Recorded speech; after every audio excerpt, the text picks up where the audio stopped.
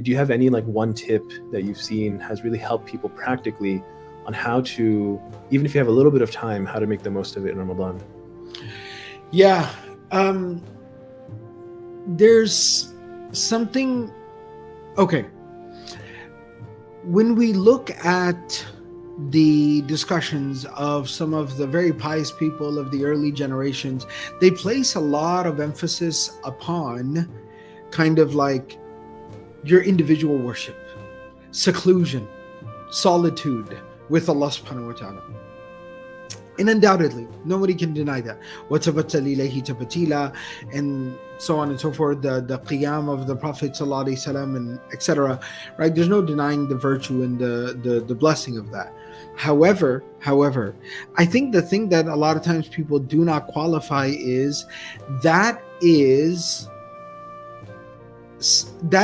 something that comes a little bit later in one's spiritual journey. You going back to that same math analogy, that's algebra. And you do not start, right, a beginner student off in algebra, but you start them off with arithmetic.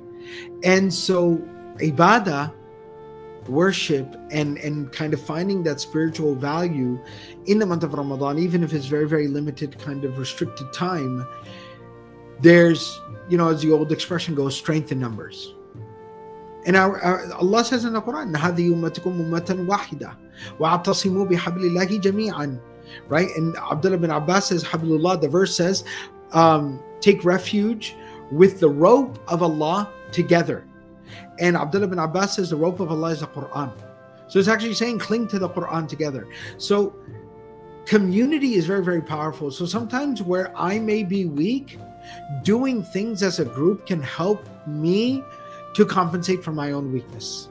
So what I would advise is the way that we can make a little bit of time very, very productive is try to go and be a part of the community, try to do something in a group, do something collectively, and we will feed off of each other's energies, and we're able to do great things because once again, we find that strength in numbers, and that's part of the beauty of the Ummah of the Prophet ﷺ.